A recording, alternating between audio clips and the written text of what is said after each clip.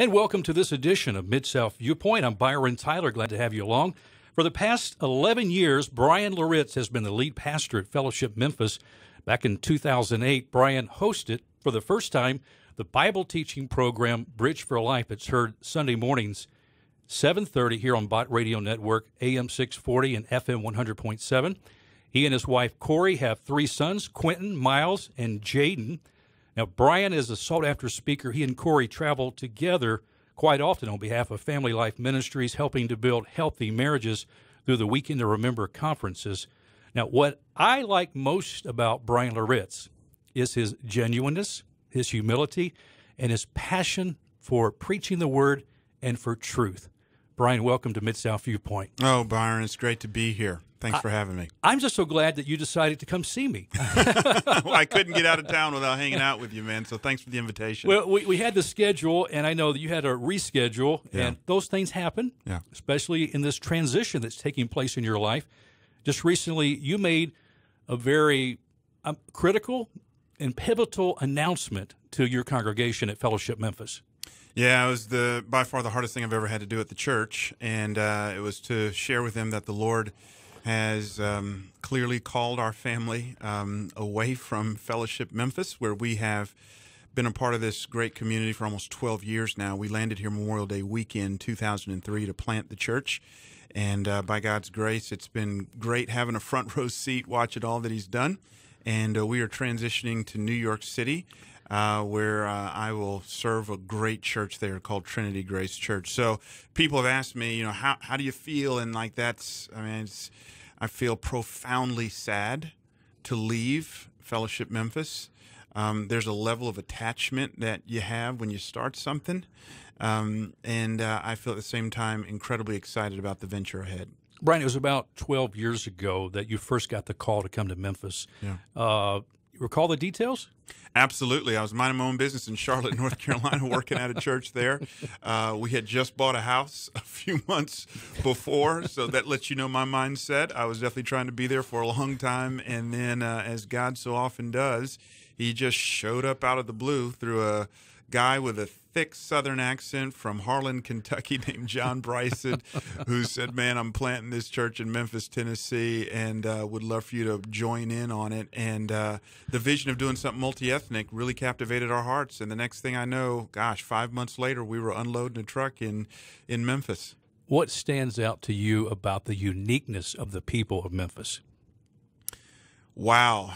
I don't know if I've ever been asked that question. I grew up in Atlanta, so I am not foreign to the South.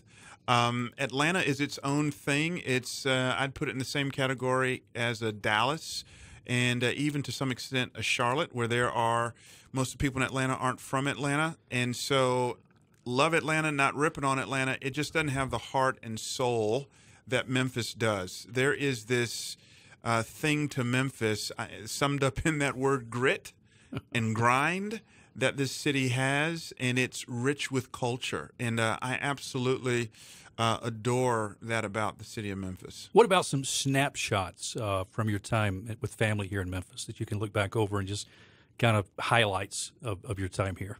Everything for me centers around the church, from seeing this thing trying to get off while we're sitting in a living room with 20-something people. And I had the thought, Lord, have mercy. What have you gotten yourself into?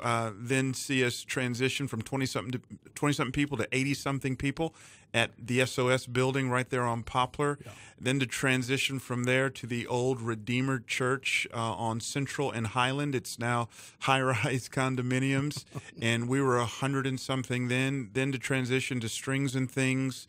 And then what is now known as Victory to now Colonial in 3 locations. I mean, mind is officially blown to see what God did. And we had no goals as it relates to numbers. We just wanted to see us be able to get a steady paycheck. And God has done exceedingly abundantly above and beyond all that we could ask or think. Ephesians 3:20-21 has really become real to me since being here. Having come to Memphis with a vision, because I know that you had to really have some type of insight or thought that God was calling you here originally when you got that call from JB. In what areas have your expectations been met beyond your wildest dreams, and what parts didn't quite meet those dreams? Well, again, my mind's been officially blown, Byron, in every single category. I think, let's just go something simple but all pervasive like finances. We lost a good chunk of money on our house in Charlotte, and we came here by faith knowing that God has called us. And then, from the sale of our first home here, we got exactly twice as much as we had lost. And it was God saying, I've got your back. I'm going to provide for you every step of the way. Again, the growth of the church.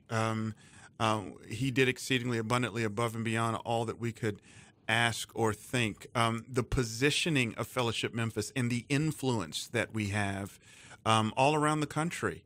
We've got people dialed in to what we're doing here at the church. The growth of the conference, the Kainos movement, which that conference is April 22nd and 23rd. That was in direct response to what the Lord was doing in our church in doing this multi-ethnic thing. So, my wife and I talk honestly, and I mean this when I say it, Byron, about, when you die, where do you want to be buried? And even though we're moving to New York City, bury me in Memphis, to be quite honest with you, because this is the place of my greatest ministry satisfaction to date, and I believe there's a correlation between satisfaction and sacrifice. Yeah. It's my place of greatest sacrifice, and therefore my place of greatest satisfaction. What motivates you most about ministry and doing ministry? I'm in my 40s now. If you'd asked me that question for sure in my 20s and for much of my 30s, I would have said things like preaching. And for sure, I love preaching, love to do that. I want to always give myself to that. But in my 40s, I find myself drifting away from impact to influence. And I think this is the decade in which I'm really drilling down into what it means to give my life away, what the Bible calls discipleship. And so one of the things I'm most proud of, to double back to the question you asked before, because I think it threads into this question, is our residency program. What we built here at Fellowship Memphis in finding young men, many of them African-American men, us being able to get our hands on them, send them to great seminaries, invest in them, and then unleash them. And I just got a phone with Chris Davis, who is helping to lead that church. He helped to plant that church, Fellowship Downtown. Downtown Presbyterian. And to have my hand in all of these young men's lives is huge. So that would answer the question there. I'm really grateful for the influence that we've been able to have. Tell us about the church and the ministry that God's calling you to. Yeah, long story short, I was sitting at a meeting in Southern California, Northern California in June, and as clear as I'm talking to you, Byron, I heard the Lord say to me, "This is your last year at Fellowship. I need you to be open to whatever job opportunities come your way, and I'm moving you on." These words startled me. Now, whenever I feel like that, that's only happened to me like 3 times in my life. I'm like, if it's of the Lord, it'll happen. And I get back home, and immediately there's 3 straight job opportunities back to back to back. The third job opportunity, my wife and I felt like, okay, we need to investigate that. In the process of that, another job opportunity came up, which was Trinity Grace Church. And they pretty much said, we are a large, young, primarily all-white, urban hipster church that needs to become multi-ethnic. And they're all across Manhattan. They've got 12 locations all across Manhattan, Brooklyn, and Queens. And they've asked me to come in and be their pastor for preaching and mission. They don't use the title lead pastor or senior pastor, but I will work with all 12 of those locations and preach my heart out, and on top of that, help to transition them into a multi-ethnic trajectory, into a global city like New York City. And so the task is daunting. Let me also say this, Byron, if I've got time. Whatever the Apostle Paul had, that thing when he could walk into a city, no one knows Jesus, no church, and he grinds it out, and all of a sudden a church is there, and then he hands it over to a guy like Timothy, goes to the next city, and does the same thing again. I call that apostolic energy. I'm not calling myself an apostle, but I've got that. I think in the business world we'd call that an entrepreneur. So I've always been comfortable with a high degree of risk and energized by a lot of challenge. And that same thing brought me to Memphis. The challenge of starting a multi-ethnic church in this city is the same thing that's taken me to New York. I just feel like the Lord's saying, here's the next hill that I've got for you. What was Corey and the boys' reaction when you decided that this is where what you were gonna do? First of all, with my girl, Corey, I mean, she's just ride or die. She's just always, honey, whatever the Lord's saying. I mean, we met in Los Angeles at one church. Now, is she from New York originally? No, she's originally from Chicago. And but she was working for ABC News in New York, moved to Los Angeles. That's how we met at an all-black church. I then take her from that all-black church. We get married, and we go to an all-white church. We then move from an all-white church in Pasadena to a Presbyterian church in Charlotte and to a church plant in Memphis. So I've taken baby girl all across the country. And but the fact that she's worked for ABC News in New York City, the fact that she loves New York City, I mean, she didn't need to be sold on this at all. I mean, I was the one who needed to do a lot more praying and processing. My kids was a different story. We sat them down on Friday, January 9th, 2 days before we told our church, and we just kind of, pulled the boys into our journey and said, this is where we're going. And they were incredibly sad, which is what you can expect. My youngest, who's the extrovert of the family, who I just knew would be all over this. My youngest goes, this is exactly what he said. You guys are irritating me right now, and I'm going to play video games. And he left. He just straight up left the room. That Monday, though, January 12th, they came back all excited from school because I think they figured out to tell people in Memphis that you're moving to New York. Yeah. There's a swag factor to that, So they're moving more and more into excitement, but they're incredibly sad as well.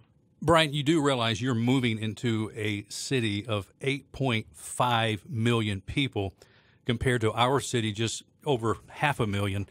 What are going to be some of the adjustments the Loritts family is going to have to make? We're giving up an insane amount of square footage, and that's what I want to hear people say. We're not moving to New York because it's more glamorous or a bigger stage. We didn't seek out this opportunity. There's a huge cost. There's a lot of safety, to living in the Bible Belt and the things we can do as a family here. So as we move there, I think the biggest challenge for our family is if we're going to minister effectively in that city, how do we become New Yorkers? I think that's the first thing. We've got to immerse ourselves thoroughly into that culture, become New Yorkers, and ask God to give us a profound love for the people. We're going from having 2 cars to not having a car at all. Our kids are going from private school to public school. We're going from a home. We're probably going to give up 75% of the square footage we currently have now in our living space. Wow. And I'm probably going to end up paying 3 times the amount for that smaller space. So, but in my friends who have made that transition to New York, they've all said they've loved it from the standpoint of what it does for your family. It forces you to drill down together. I'm excited for my kids because I was watching, especially one of my kids, get a little bit cynical as he's trying to process evangelical hypocrisy at his Christian school. So believe it or not, I'm excited for him to be in public school in New York City, where he's going to be in an environment where people don't believe what he believes, and he's going to be forced to make a stand for Christ or not. So that's a daunting thing. So all those things kind of excite us. Bryan, let's come back to Memphis for a moment if we can, and let's talk about the pastors and the churches of the city. If you were to give a charge right now, if I could gather all of the pastors of the city of Memphis in one location and invite you to give a charge, not because you're anybody extra special or better than anybody else, but just from your own heart, because having a passion and love for the people of the city and ministry in the city, what charge would you give? Wow. I firmly believe we've got to, the pastors in the city have got to continue, it's not even really continue, they've got to do a better job of collaborating in this city. And the needs of this city are so great that it is beyond one church's capability to even put a dent in them. And so we got a taste of that. The thing I'm going to miss is the prayer group I was in with Sandy Wilson, who's also leaving, with Richie Sessions at Independent Press, with Chris Conley and a few others. We were getting together for prayer and just beginning to scratch the surface as it relates to collaboration in the city. But that's the charge I would give, is what does it look like from these churches to come together and to serve one another, pull resources together, and say, how can we crack a dent in poverty? What are we going to do about the education and economic gap? These are huge issues that the Church of Jesus Christ has got to be on the forefront of. You mentioned Kainos a few moments ago. The first Kainos was last year, and the second one is just around the corner, as you mentioned. You birthed this. I mean, this was in your heart, Yeah. and of course, you've had a team of people to come and encourage you and breathe life into your vision. What will be the future for Kainos? Kainos is still going to happen. It's its own separate organization. It's untethered from Fellowship. Fellowship's always been a big supporter of it. But one of the big draws for us moving to New York City is Trinity Grace made it abundantly clear. We want you to bring Kainos here. I also think, though, that it needs to maintain a presence in the South. I think there's a strong statement about doing this ministry that is all about trying to see multi-ethnic churches and organizations become the new normal in our country. That's got to have a presence. There's just something powerful about that conference being held in a southern city like Memphis. So we will look to continue a presence in cities like Memphis, Birmingham, across the South. Of course, Brian, we've had in the news Ferguson, we've had Jersey, and we've had, some very big conversation about the issue of race in our city and across our country. And do you feel like the media has exploited this issue or is exploiting this issue? Or where's the balance between the reality of what we see and what the media is projecting on the 6 o'clock news? Byron, I don't think the media has so much exploited the issue as much as it has exposed the issue. I think, of course, there's some channels that are going to pay more attention to it, other channels that will not pay as much attention to it. But I think what issues like Ferguson and Eric Garner, I Can't Breathe, what those two cases did for us, it's not about the forensics of the case and whether or not the individuals were guilty or whether or not he really got choked or if he was attacking Officer Darren Wilson. What they did was it exposed the gap that still exists between the black and white communities. I just remember watching the riots and the marches going, is this 1968? That's what it feels like to me. We have not progressed as far as we can. And I think what the evangelical church in America has got to do is we've got to stop being silent about not only issues of Eric Garner and race and Ferguson, but we are incredibly silent as it relates to our friends in the gay community. Our people are being discipled by the culture. And if the church is going to be effective, she cannot be silent anymore. She's got to stand up and speak into these issues. That's why, by the way, we did a time to speak. Brian, what do you see as the core ingredients to creating a racially diverse congregation? Oh, the core ingredients. Well, there's several of them. One is location. So let me just be very clear. I think I may have said this to you in past interviews. I don't believe every church should be multi-ethnic. I do believe every church should reflect its community. I think God gives a leader a passion for community, and that church should reflect its community. The problem, though, is every demographic study shows us that our world is trending more and more towards diversity and globalization. So we're going to be faced with a wonderful challenge of eclectic, diverse communities and neighborhoods where we can no longer hide. And so I think location is key. Does your location lend towards that? Leadership is a must. And it's what I call C2 leadership, the ability of an individual to float in and out of different ethnicities and cultures without losing who they are. For more of that, you can pick up my book, Right Color, Wrong Culture, where I really explore that in depth. Music is also a profoundly huge ingredient to helping to place kind of a multi-ethnic flavor in the environment. I'd say those three things are huge. And by the way, the latter two, leadership and music, we're going to really drill down into those in our Kainos conference coming up April 22nd and 23rd of this year. If the church focused on sharing the gospel with everybody that didn't look like them, wouldn't we see more diversity as a natural result from the gospel's transformation? Absolutely. You know, it was Philip Yancey who pointed out, if you did a word study on the idea of loving your neighbor, in many of those cases, it has to do with the stranger. They were just doing a statistical analysis of it, and it was a dramatic reenactment in which they had an actor act as if she was hurt, laying down in the middle of the street.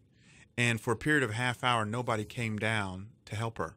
They just kept going by. And what they deduced from that is that people are more prone to help people who fit into their categories and look like them. In that the whole the parable of the Good Samaritan. I mean, that's the idea there. So I think what it means to love your neighbor biblically is a commitment to tangibly help and bless the stranger, people on the other side of town. But in order to do that, there's a degree of selflessness. There's a degree in which you must be filled with the Holy Spirit and a willingness to come outside of your comfort zone. I heard one local pastor tell me in our city, one of the biggest problems is fatherless homes. What's it going to take for fathers to step up to the plate and be the men that God has called them to be in the homes? And really, what is the church's responsibility in helping them to meet that goal and that task? Well, it's no big secret. As goes the man, so goes society. I mean, those things are huge. Fatherlessness, no one ethnic group has a monopoly on fatherlessness. They are part and parcel of every community. I think the reason why we're experiencing the pandemic of fatherlessness, especially in the African American community, is because if you look historically, what slavery did was it gave us a legacy of fatherlessness. Slavery was built on the dismantling of the family. And so literally on the auction block, the dad may go to Alabama, the wife may go to Mississippi, one child may go to Florida, another child may go somewhere else. And that's how this thing got started. And so generation after generation, especially in the African American community, you are handed this legacy of fatherlessness. I think what it's going to have to take is there's a lot of power in just modeling. I think the very fact that I go to church like this last Sunday, me sitting in church next to my wife and our 3 kids, there is a visual in that. If you were to ask our residents in their exit interviews, they all say most of them come from fatherless homes. These young men who have graduated our program, and if you were to ask them what's the most powerful thing, a lot of times they say, just being at Pastor Bryan's house. I have no paradigm for a husband and a wife doing life with one another, especially from an African-American context. That is huge. So I think the power of modeling, we got to have more of that. I think secondly, every church has got to have a thriving men's ministry. You've got to be able to speak into these things. That's why things like John Bryson's 33, the series, I think you need to pick that up, invest in that. Dennis Rainey stepping up. You got to have a plan to develop men. Social injustices abound in many ways. What are the main social injustices that we can come together for from the black church and the white church together? Wow. I think in a context like Memphis, the education gap is especially striking and disparaging. When you consider, for the most part, some of that is economic, but it's ethnic as well. Case in point, many of the private schools that were started here in Memphis, the private Christian schools, were started as an alternative to government-legislated busing, where you had Christians who said, I don't want my kids to go with those kids on that part of town, and so I know legally I can't start my own public school or charter school, so what I'll do is we'll start our own private school and price out the riffraff. That's exactly what they did in this city. It's profound, and I know this statement may get me in trouble, but I believe it's profoundly biblical. When Zacchaeus gets saved, what does he say? He says, I'm going to give up to half of my goods to the poor. And this tax collector, who made his living off of defrauding people, said, and if I have defrauded anyone, I will return it back to them fourfold. This is what we call restitution. It's a doctrine of restitution. Now, here's what I love. At no point did Jesus say, hey, if you're really serious about your faith, you need to do this. It wasn't legislated. It was the response to the new heart that he had received at the moment of salvation, the indwelling spirit saying, I've been a part of a wrong. I have personal responsibility to tangibly and materially right that wrong. For all the gospel talk that we have today, Byron, I don't hear anything about the issue of restitution. And again, I think where reparations, which was a form of restitution, where that got log jammed, is again, you can't really legislate that, but it should be Christians at the forefront saying, if I have come from a legacy of defrauding people, I should feel the delightful burden of going, how can I tangibly right those wrongs? Besides hanging with me on this radio show, what are you going to miss most about the city? Wow, the culture. The food, although my arteries will probably thank me. Ching's Wings? Ching's Wings, Gus's Fried Chicken, Rendezvous. I mean, it's just. I'm gonna hit up all those places. You know, you're the one that turned me on to Ching's Wings. Are you serious? I mean, you mentioned it in one of your sermons. I produced the program Bridge for Life, and so after these 8 years, I've learned a couple of things to appreciate from your ministry besides your preaching. Ching's Wings, you mentioned it one time. You said, I know that our congregation is getting ready to head out the door to Ching's Wings. So and so I hadn't heard of Ching's Wings. So I made it over there. I've taken friends over there, love Ching's Wings. And also something you turned me on to was Fred Hammond's United Tenors. Oh, yeah. You mentioned his music. Isn't that just great? I went out and bought a CD. What a CD to work out to and really worship God to. Yes. Love it. Yes, absolutely.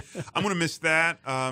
I'm going to miss the blues. Definitely enjoy that. Although I've been, always more partial to jazz. That's been huge. I'm going to miss golf. My golf game is just going to die. I mean, I don't think there's any courses in Manhattan. They don't bounce balls off the buildings. There is a place called Chelsea Piers in Manhattan where you can hit balls. It's a driving range. You can hit golf balls into the Hudson. Wow. So I think I'll take a couple of trips there. I'm going to miss the sense of community. One of the biggest prayers that my wife and I have in moving and transition to New York City is, what does community look like in a city of 8.5 million people? What does it look like to walk in relationship with people? And God has blessed us with some rich community here. Since Fellowship Memphis isn't all about Bryan Loritts, we shouldn't expect the ministry to fold up. No, not at all. Not at all. One of the things that we did is with our various locations, we've put together a great teaching team. Russell McCutcheon is phenomenal. JB is phenomenal. San Onwachekwa, Sambo, we call him, is one of our teaching pastors as well. So I just expect that to continue. And I'm not sure all of what the elders are going to do moving forward. I did give them a recommendation for a person that I think would be a wonderful addition to the team there. What they do with that, again, they're godly men of prayer. So, no, I expect that thing to absolutely thrive. Bryan, it has been a privilege to get to know you. From the first time we met, I sense just the Spirit of God joining our hearts together. And you just encouraged me. You have over the years through your ministry. I've enjoyed, as I mentioned, producing Bridge for Life all these years. And I'm going to miss that. I really am, because that's been a highlight of my week, making sure the program's ready to air on Sunday mornings. Well, let me just stop you, Byron. Let me just give you a heartfelt thank you for all of your work. If there's no Byron Tyler, there is no Bridge for Life. The incredible generosity of this station. It was the Bott family who called me out of the blue. They'd been listening to some of my messages before the program was even an idea in my mind.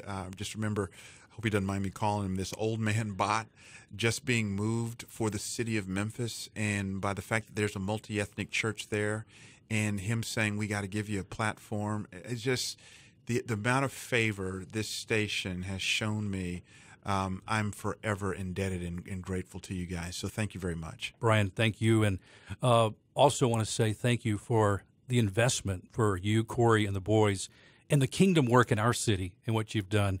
And we just pray God's richest blessings and direction on your next step. And we hope to see you back here sometime for a visit and back on the show, definitely. Absolutely. When I come back, we'll go to Ching's. I like that. If somebody wanted to have a contact with you or learn more about the church ministry where you're going, is there a website they can check out, an email address? Yeah. What would you suggest? Go to trinitygracechurch.com. They can also get in contact with me through my assistant, Danielle, and she's at danielle@trinitygracechurch.com. Friends, that's all the time we have on this edition of Mid-South Viewpoint. Thanks for stopping by. I'm Byron Tyler. We'll talk to you next time. Bye-bye.